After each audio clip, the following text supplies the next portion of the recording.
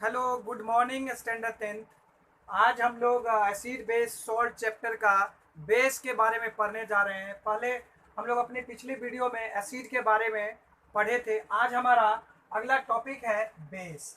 तो जनरली हम लोगों ने अपने प्रीवियस क्लास जैसे सेवेंथ में बेस के बारे में थोड़ा बहुत जानकारी लिया था, लेकिन अभी टेंथ में हम लोगों को इससे थोड़ा इसे डिटेल्ड में पढ़ना होगा। तो हम लोग सबसे पहले बेस को डिफाइन करेंगे, उसके बाद उसके बारे में, उसके प्रॉपर्टीज़ के बारे में पढ़ेंगे।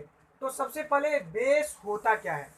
तो हम लोगों ने सेवेंथ में पढ़ा था कि एक ऐसा सब्सटेंस जो एसिड से रिएक्ट करे और सॉल्ट एंड वाटर बनाए। The substance which react with acid form salt and water is called base.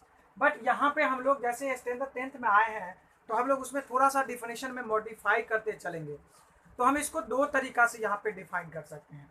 पहला तो हम लोग ऐसे बोल सकते हैं कि those chemicals which forms OH ion in their aqueous solution. ऐसा केमिकल जो OH ion, OH minus ion अपने एक्वस सॉल्यूशन मीन्स ऐसा सॉल्यूशन जिसमें सॉल्वेंट वाटर हो, तो वहाँ पे OH आयन फॉर्म करे तो उसे बेस कहा जाता है। या दूसरे वे में हम लोग in other words we can also define bases those substances which react with acid forms only two things, salt and water।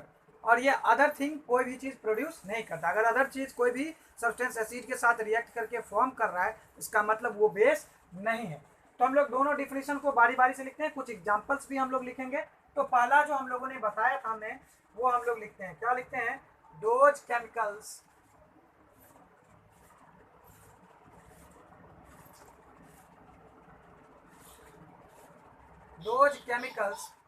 which form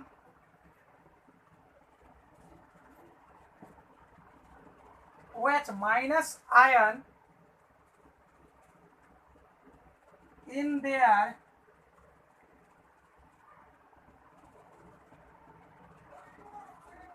aqueous solution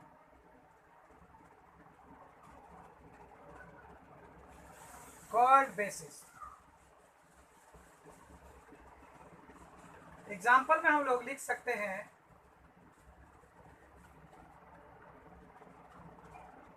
जैसे NaOH एक केमिकल है या सब्सटेंस है। जब ये एक्वस में, यानी एक्वस यानी इसका मतलब इसमें क्या है, सॉल्वेंट वाटर है। तो वाटर में जब रहेगा तो क्या बनाएगा, Na plus and OH minus ion बनाएगा, यानी OH माइनस आयन बना। अकॉर्डिंग टू डिफिनेशन NaOH क्या हो जाएगा, हमारा बेस हो जाएगा। दूसरा एग्जाम्पल हम लोग लिख सकते हैं कि KOH पोटेशियम है, ये भी जब भी एक्वस सॉल्यूशन होगा तो क्या हो जाएगा, K plus plus OH minus ion बनाएगा। MgOH ट्वाइस है, तो ये भी जब एक्वस में रहता है तो ये भी क्या बनाता है, Mg2 plus and OH minus बनाता है। ये सब क्या है, ये सारा केमिकल जो है हमारा, ये सभी बेस है। लेकिन एक डिफिनेशन और हम लोगों ने पढ़ा था, उस डिफिनेशन को भी हम लोग थोड़ा सा नोट करते हैं और डाल के हम लोग लिखते हैं कि those substances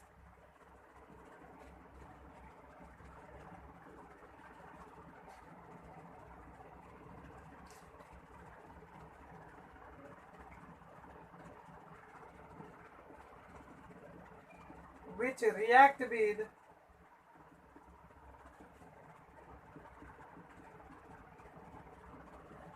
acid form salt and water only। यानी एक ऐसा केमिकल जो क्या करे, एसिड से रिएक्ट करके सिर्फ सॉल्ट और वाटर बनाए, कोई भी तीसरा चीज नहीं बनाए, तो वो केमिकल जो होता है या वो सब्सटेंस जो होता है वो क्या होता है, वो हमारा बेस होता है। तो एग्जांपल में हम लोग कुछ एग्जांपल लिखते हैं, जैसे कि एग्जांपल में देखते हैं, जैसे MgOH ट्वाइस है, MgOH ट्वाइस है, मैग्नीशियम हाइड्रोक्साइड है। मैग्नीशियम हाइड्रोक्साइड जो है वो रिएक्ट करता है किससे, सल्फ्यूरिक एसिड से, H2SO4। सल्फ्यूरिक एसिड से जब ये रिएक्ट करता है तो ये मैग्नीशियम सल्फेट बनाता है और वाटर बनाता है, MgSO4 प्लस H2O।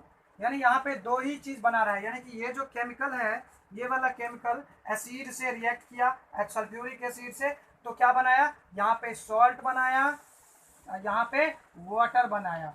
यानी कि ऐसा केमिकल, डिफिनेशन क्या बता रहा है कि ऐसा केमिकल जो एसिड से रिएक्ट करके सॉल्ट एंड वाटर सिर्फ बनाए, दूसरा चीज नहीं बनाए, तो वो क्या होता है, बेस होता है। इसका मतलब ये बेस है अपना। और एग्जांपल देखते हैं कि जैसे जिंक ऑक्साइड है, नहीं तो ये हाइड्रोक्लोरिक एसिड से रिएक्ट करता है, हाइड्रोक्लोरिक एसिड से रिएक्ट करता है, तो ये क्या बनाता है, हाइड्रोक्लोरिक एसिड से रिएक्ट करने पे ये जिंक क्लोराइड बनाता है, जो कि एक नमक है, सॉल्ट है, और प्लस वाटर बनाता है। इसका मतलब ये जो है ये भी एक बेस है। लेकिन ऐसा ये जो डिफिनेशन में सिर्फ सॉल्ट एंड वाटर, अगर किसी रिएक्शन में इसके अलावा कोई चीज़ बन जाता है इन दोनों के अलावा, तो इसका मतलब वो जो केमिकल एसिड से रिएक्ट किया था वो केमिकल बेस नहीं है। तो उसका भी हम लोग एक एग्जांपल देखते हैं।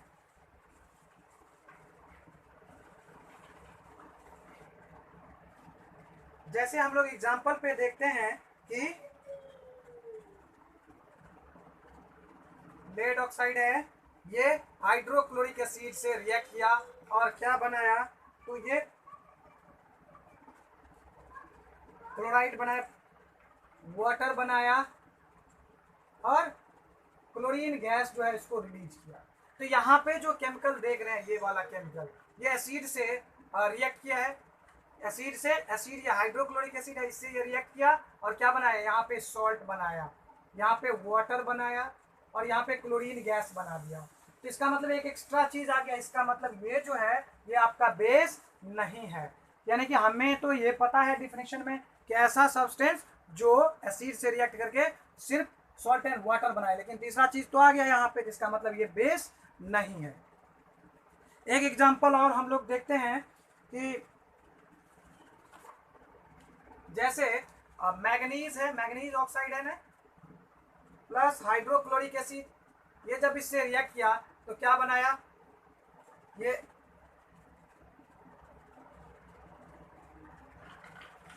प्लस H2O और प्लस Cl2, यहाँ पे भी क्लोरीन गैस रिलीज हो रहा है।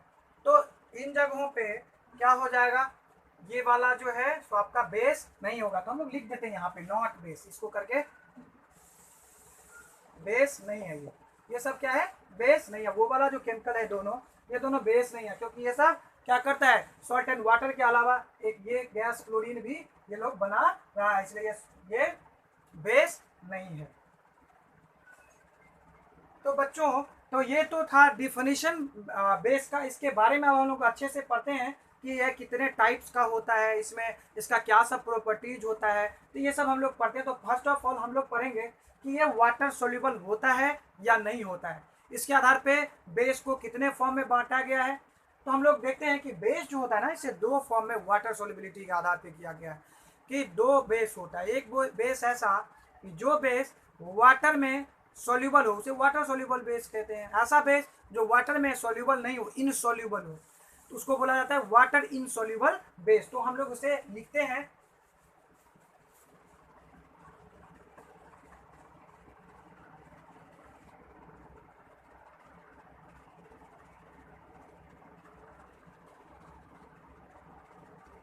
बेस दो तरह का होता है, एक होता है वाटर सोल्यूबल, वाटर सोल्यूबल, और दूसरा होता है वाटर इनसोल्यूबल।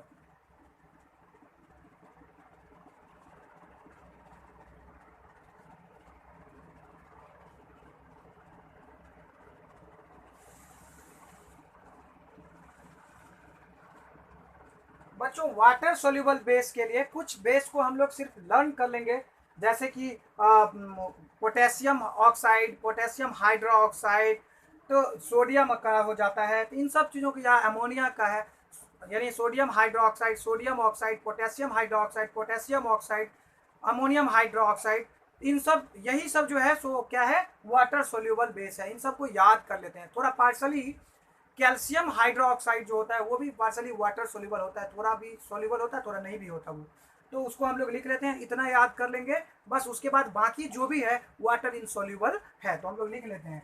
क्या लिखते हैं एग्जांपल में, NaOH, sodium hydroxide, sodium oxide लिख लेते हैं।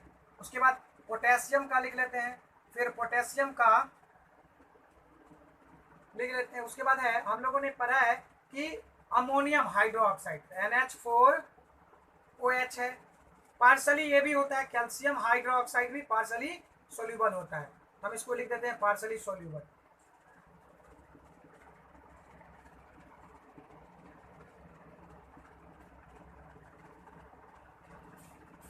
ये हो गया। और इनके अलावा जो भी है वो सारा वाटर इनसोल्यूबल बेसिस है, कुछ भी हम लोग वहां पे लिख सकते हैं। लेकिन ये इस बेस के बारे में हम लोग ऑलरेडी अपने पिछले वीडियो में पढ़ चुके हैं कि ऐसा बेस जो वाटर में सोल्यूबल हो, तो ये वाटर सोल्यूबल बेस है। और उसका एक और नाम हम लोगों ने रखा था जिससे क्या बोलते थे, अल्काली। तो हम लोग इसको लिख देते हैं, इसको लिख सकते हैं यहाँ पे, ये क्या है, ये अल्कालीज है। तो वाटर इनसोल्यूबल बेसिस क्या, अदर देन दीज थिंग्स, कुछ भी हो सकता है। मेटल का ऑक्साइड, जैसे जिंक ऑक्साइड लिख दो, जिंक ऑक्साइड लिखो, मैग्नीशियम ऑक्साइड लिख सकते हैं, मैग्नीशियम हाइड्रो ऑक्साइड लिख सकते हैं। उसके बाद आयरन हाइड्रो ऑक्साइड लिख सकते हैं।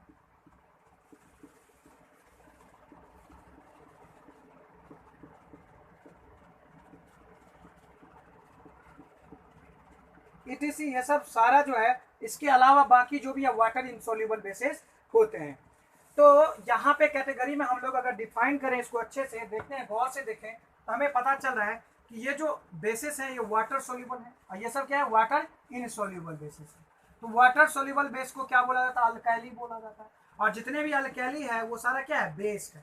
तो एक कंक्लूजन हम लोग लिख सकते हैं कि ऑल अल्कैलीज आर बेस, सारे अल्कैली क्या होते हैं, बेस होते हैं। लेकिन सारे बेस अल्कली नहीं होते। तो हम लोग इसको नोट के तौर पे लिख सकते हैं कि all bases are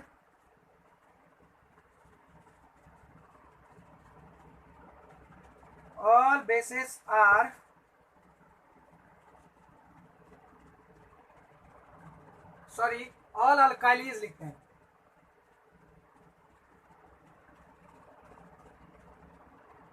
are base. Clear है? But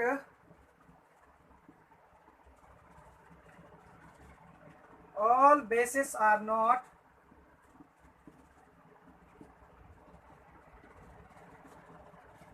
alkyl.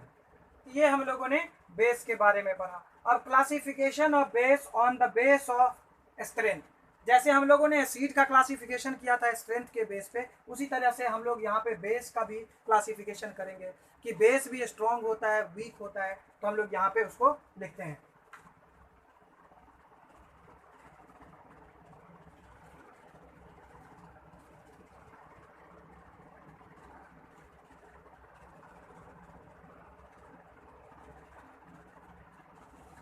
क्लासिफिकेशन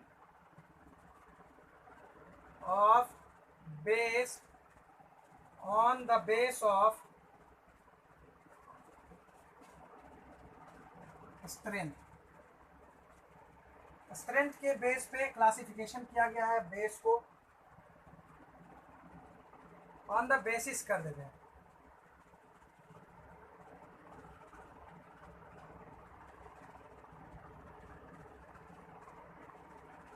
तो बेस यहाँ पे दो टाइप का होता है, जैसे हम लोगों ने पढ़ा है एसिड के बारे में, वैसे यहाँ पे भी हम लोग पढ़ेंगे कि स्ट्रॉन्ग बेस, इधर वीक बेस। जितने भी अल्काइलीज होते हैं वाटर सोल्यूबल बेस, वो जनरली क्या होते हैं, वो स्ट्रॉन्ग बेस होते हैं। हम लोग इसको लिख सकते हैं अल्काइलीज। और अल्काइलीज में हम लोगों ने क्या सब पढ़ा है, sodium hydroxide, sodium oxide, उसके बाद potassium hydroxide, potassium oxide, ammonium hydro oxide, साथ साथ कैल्शियम हाइड्रो ऑक्साइड के बारे में भी थोड़ा बहुत पढ़ा है। तो ये सब जो है, ये सारा जो है सो क्या है, स्ट्रॉन्ग बेस है। लेकिन इसमें ये जो अमोनियम हाइड्रो ऑक्साइड है अपना, ये अल्कली होने के बावजूद ये वीक बेस होता है। ये कौन सा बेस होता है, वीक बेस। एफ सेक्शन में ये आता है। बाकी all the other alkalis, all other than the alkali जो भी होते हैं, बाकी सारा क्या होता है वीक, जो हम लोग उसमें पढ़े थे, जिंक ऑक्साइड हम लोग ने लिखा था, मैग्नीशियम ऑक्साइड हम लोग ने लिखा था, नहीं, उसके बाद आयरन हाइड्रो ऑक्साइड लिखा था, उसके बाद FeOS थ्राइस लिखा था। तो ये सारा क्या है, ये सारा वीक है। अल्कालीज आर स्ट्रॉन्ग, उस अल्काली में एक जो होता है अमोनियम हाइड्रोक्साइड वो वीक बेस होता है, और बाकी इसके अलावा जो भी होता है अल्काली के अलावा वो सारा जो होता है वीक बेस में आता है, ये स्ट्रॉन्ग बेस में आता है। अब हम लोगों ने क्लासिफिकेशन समझ गया कि क्लासिफिकेशन स्ट्रेंथ के बेस पे दो तरह का होता है, स्ट्रॉन्ग एंड वीक। स्ट्रॉन्ग में जितने अल्कली होते हैं उसमें अमोनियम हाइड्रोक्साइड छोड़ के बाकी सारा स्ट्रॉन्ग में आता है, और उसके अलावा जो भी बेस है वो वीक बेस में आता है। अब हम लोग आगे पढ़ेंगे कि बेस बनाया कैसे जाता है, हाउ टू प्रिपेयर बेस। तो हम लोग लिखते हैं क्वेश्चन,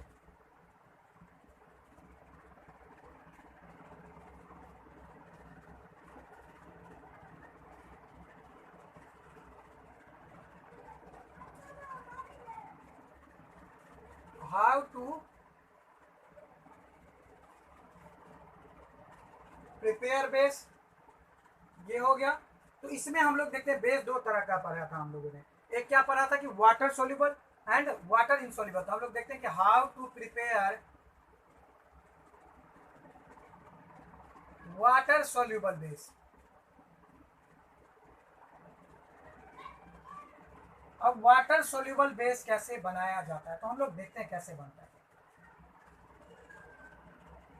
सोडियम को जब वाटर से मिलाया जाता है वाटर में, तो ये क्या बनाता है, सोडियम हाइड्रोक्साइड बनाता है, और क्या बनाता है, हाइड्रोजन गैस रिलीज करता है। साथ ही साथ जैसे पोटेशियम है उसको भी, तो ये क्या बनाएगा, पोटेशियम हाइड्रोक्साइड बनाएगा, हाइड्रोजन गैस रिलीज करेगा। कैल्शियम जो है इसे भी जब किया जाएगा तो क्या बनाएगा, ये कैल्शियम हाइड्रोक्साइड बनाएगा और हाइड्रोजन गैस को क्या करेगा, रिलीज। ये एक्चुअली में क्या होता है कि यहाँ पे हाइड्रोजन जो है रिलीज होते जाता है। अब आता है NH3 प्लस H2O, ये जब बनता है तो NH4OH बनाता है, ये अमोनिया होता है। यहाँ पे क्या बनाया, अमोनियम हाइड्रोक्साइड। यहाँ पे जो ये वाटर होता है, ये सारा ही वाटर कैसा होता है, कोल्ड वाटर। कौन सा वाटर, कोल्ड वाटर। यानी कि जब सॉल्यूबल बनाया जाता है तो जिन हम लोगों ने वाटर सोल्यूबल में पढ़ा है, example sodium oxide, sodium hydroxide, potassium oxide, potassium hydroxide, calcium hydroxide, और उसके बाद अमोनियम हाइड्रोक्साइड, ये सारा जो होता है वो वाटर सोल्यूबल होता है। तो वाटर सोल्यूबल के लिए हम लोग इसी चीज को लेंगे, सोडियम को लेंगे। तो सोडियम को वाटर के साथ जब किया तो सोडियम हाइड्रोक्साइड वो हाइड्रोजन बनाया। क्यों, क्योंकि यहाँ पे जो वाटर होता है ये वाटर कोल्ड वाटर होता है। क्या होता है, कोल्ड वाटर। यहाँ पे हम लोगों ने लिखा कोल्ड वाटर में जब मिलाया गया तो उस कंडीशन में ऐसे सब ऑक्साइड बनते गया, बेस बनते गया। यहाँ पे सोडियम हाइड्रोक्साइड जो बना वाटर सोल्यूबल, ये भी वाटर सोल्यूबल, ये भी वाटर सोल्यूबल, और ये भी वाटर सोल्यूबल है। ये तो सोल्यूबल बेस था, इतना ही सोल्यूबल बेस हम लोगों ने पढ़ा था, और इनके बारे में हम लोगों ने समझा कि कोल्ड वाटर जब मिलाया गया सोडियम में तब इससे बना सोडियम हाइड्रोक्साइड। तो आगे हम लोग देखते हैं कि how to prepare insoluble base.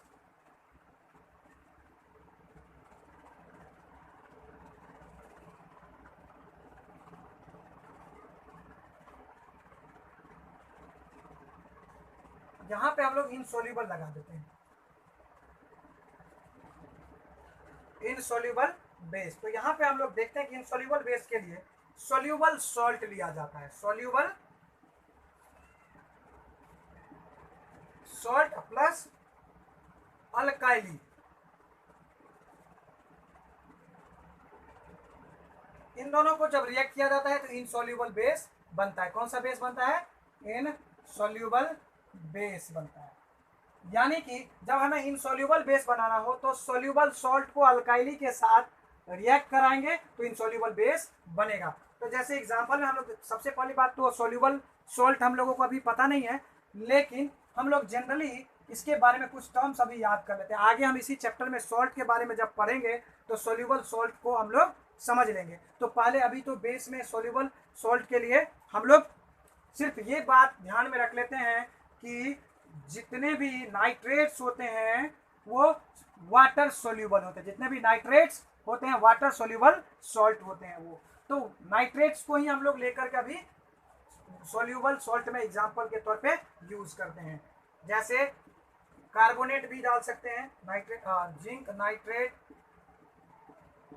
जितने भी नाइट्रेट होते हैं वो सब वाटर सोल्यूबल, इसलिए हम लोग ने जिंक नाइट्रेट दिया। और अल्काइली में सोडियम हाइड्रोक्साइड का यूज हम लोग करते हैं यहाँ पे। तो क्या बन रहा है, ZnOH ट्वाइस बन रहा है, नहीं जिंक हाइड्रोक्साइड बन रहा है, इनसोल्यूबल होता है वो। उसके बाद हम लोग देते हैं कॉपर नाइट्रेट का हम लोग करते हैं, यहाँ पे क्या बनेगा, सोडियम हाइड्रोक्साइड से जब रिएक्ट करेगा तो क्या बनाएगा,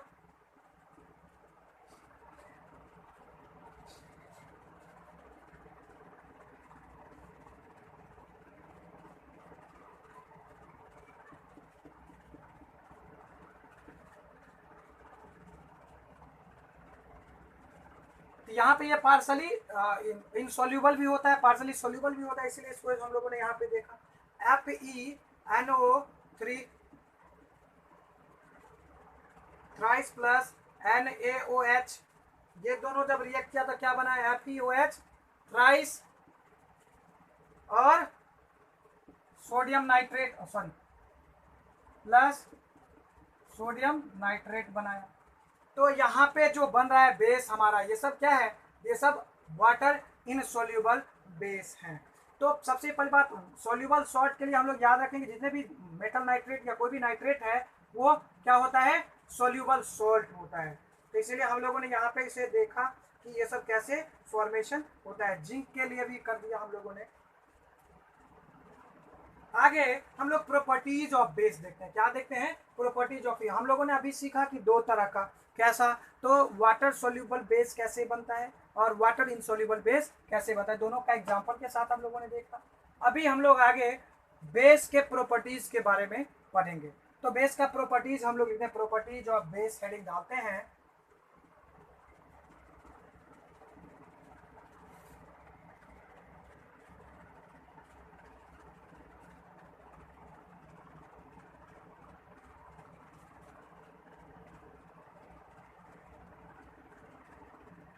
प्रॉपर्टीज ऑफ बेस। बेस के प्रॉपर्टी के लिए हम लोग पहले तो इंडिकेटर्स के जरिए जो किस तरह का वो चेंजिंग करता है वो हम लोग देखते हैं। पहले हम लोगों ने देखा था कि ये बीटर इन टेस्ट होता है, 7th में पढ़े थे हम लोगों ने, बीटर इन टेस्ट होता है। कन्वर्ट क्या करता है, रेड लिटमस से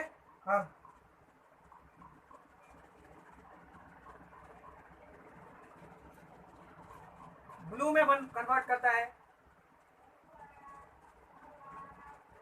लिटमस टेस्ट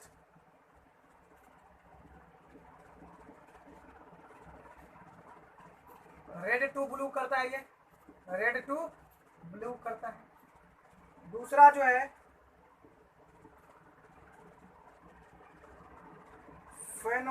फेनोफेथाइलिन को पिंक में कन्वर्ट करता है। उसके बाद मिथाइल ऑरेंज जो इंडिकेटर है,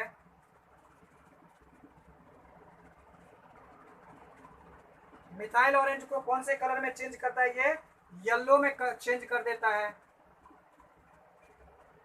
इसका पीएच स्केल क्या होता है,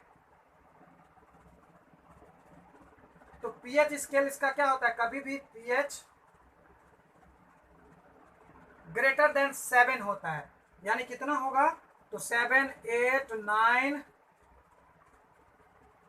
10, 11, 12, 13, 14। जो ज़्यादा स्ट्रॉन्ग बेस होता है वो इधर आता है, 13, 14 के आसपास में आता है। यूनिवर्सल जो इंडिकेटर है,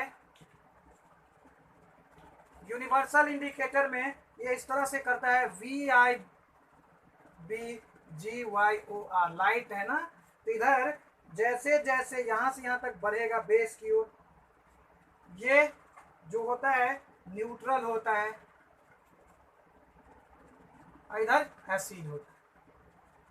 ये हम लोगों ने इसका प्रॉपर्टीज में देखा। आगे ये बिटर इन टेस्ट होता है। फिर इसका कुछ और प्रॉपर्टीज होता है कि ये क्या करता है, कंडक्ट इलेक्ट्रिसिटी करता है, कंडक्ट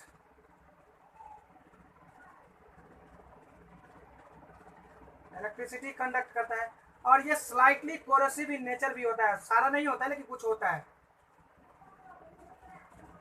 कोरोसिव इन नेचर होता है, corrosive in nature, not all, सभी नहीं होते हैं।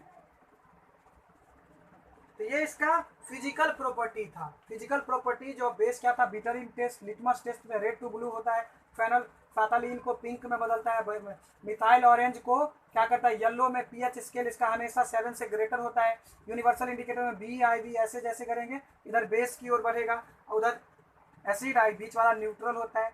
इलेक्ट्रिसिटी कंडक्ट करता है। उसके बाद कोरोसिव इन नेचर होता है, लेकिन सारे ही नेचर में कोरोसिव नहीं होता है।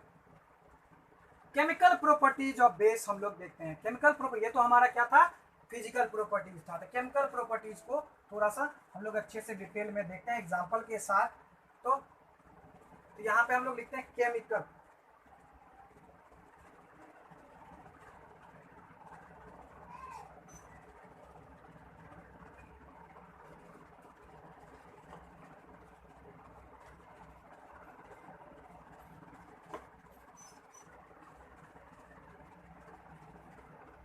Chemical properties of base. तो जैसे कि हम लोगों ने एसिड में देखा था, वैसे ही इसमें भी देखेंगे कि ये जो है रिएक्ट करता है मेटल से, तो फॉर्म करता है, क्या करता है, हाइड्रोजन गैस। मेटल से क्यों रिएक्ट करता है, to form hydrogen gas. React with metal to form hydrogen gas. Example में जैसे हम लोग इसको ऐसे लिख सकते हैं, मेटल प्लस बेस क्या बनाएगा, सॉल्ट तो बनाएगा ही और हाइड्रोजन गैस को भी रिलीज करेगा। तो जैसे एग्जाम्पल में लिखते हैं जिंक प्लस सोडियम हाइड्रोक्साइड क्या बनाएगा, Na2ZNO2 प्लस H2, ये ऐसे रिलीज करेगा। दूसरा इसका हम लोग देखते हैं कि बेस क्या करता है, जब नॉन मेटल ऑक्साइड से, नॉन मेटल ऑक्साइड जनरली क्या होता है, एसिड होता है ना, तो एसिड से base plus non metal oxide, generally क्या होता है, एसिड होता है ना, एसिड। तो ये क्या बनाता है, सॉल्ट एंड वाटर बनाता है। क्या बनाता है, सॉल्ट प्लस वाटर बनाता है। एग्जाम्पल के तौर पे हम लोग लिख सकते हैं, क्या लिख सकते हैं, तो बेस में क्या लिखेंगे, NaOH प्लस सल्फर डाइऑक्साइड, तो ये क्या बनाएगा, सोडियम सल्फेट बनाएगा, साथ ही साथ वाटर बनाएगा।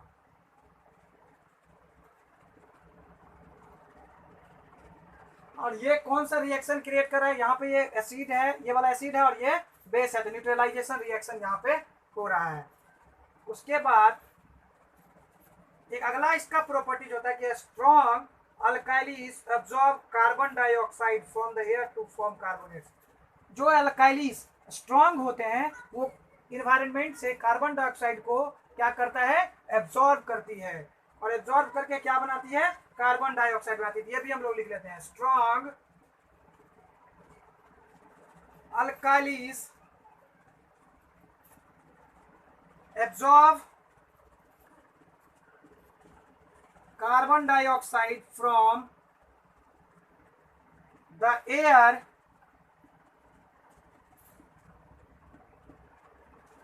to form carbonates।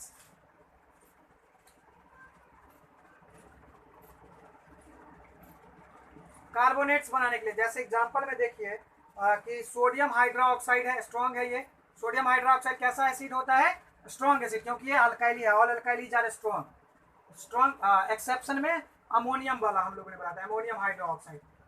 ये कार्बन डाइऑक्साइड को एब्जॉर्ब किया, दोनों मिलके क्या बनाएगा, सोडियम कार्बोनेट बनाता है, सोडियम कार्बोनेट बनाता है, और साथ ही साथ वाटर भी रिलीज करता है, वाटर भी बनाता है, दो चीज ये बनाता है। न्यूट्रलाइजेशन रिएक्शन तो हम लोग पढ़ ही चुके हैं, उसको भी एक बार लिख देते हैं। Neutralisation, they neutralise acid to form salt and water, they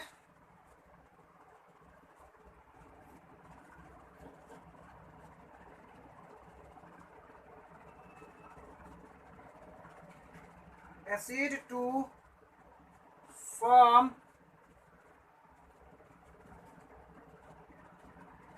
salt and water।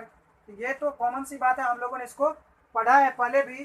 क्या पढ़ा है, इसका एग्जांपल में हम लोग क्या लिख सकते हैं, तो जैसे है कैल्शियम हाइड्रोक्साइड है, कैल्शियम हाइड्रोक्साइड है,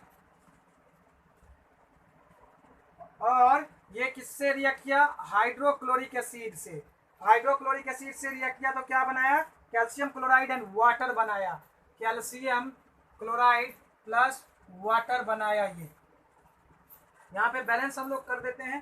तो ये हम लोगों ने न्यूट्रलाइजेशन रिएक्शन देखा है इसी के बारे में, बेस के बारे में।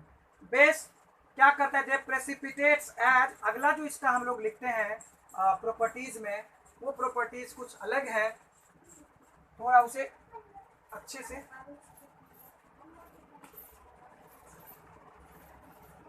अगला पॉइंट है कि they precipitate as insoluble metallic hydroxide,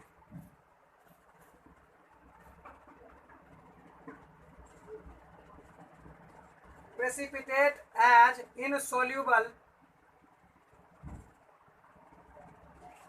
metallic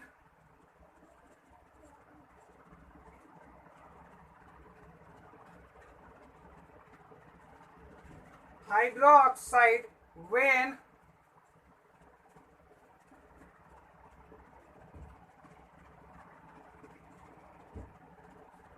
added to the solution of salt, added to the solution of salt of heavy metals, salt of heavy metals, जैसे कि कॉपर हो गया, आयरन हो गया, जिंक हो गया, ईटीसी हो गया, इन सब के सॉल्ट में, जैसे हम लोग एग्जांपल में देख सकते हैं कि कॉपर सल्फेट है, ये भी एक सॉल्ट होता है जो कि हैवी मेटल है, कॉपर एक्वस है इसका। जब ये किससे रिएक्ट किया, सोडियम हाइड्रोक्साइड से, यानी सोडियम हाइड्रोक्साइड कॉपर सल्फेट से रिएक्ट किया, किससे, हैवी सॉल्यूशन ऑफ सॉल्ट से, तो क्या बनाया, ये अमोनियम सल्फेट बनाता है।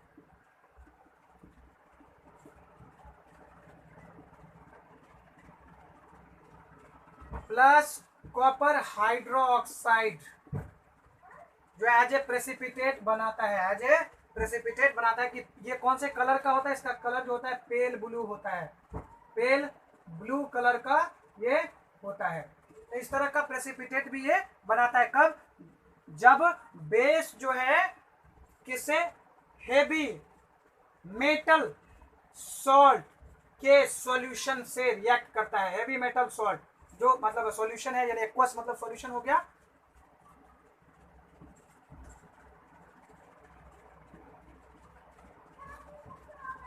अगला है कि ये alkalis with ammonium salt give out ammonia gas. जब अल्काइली अमोनिया सॉल्ट से रिएक्ट करता है तो क्या देता है, अमोनिया गैस देता है। अल्काइली विद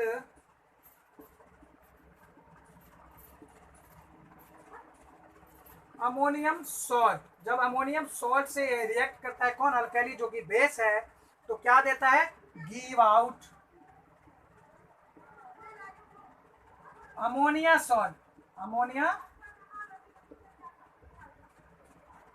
सॉल्ट।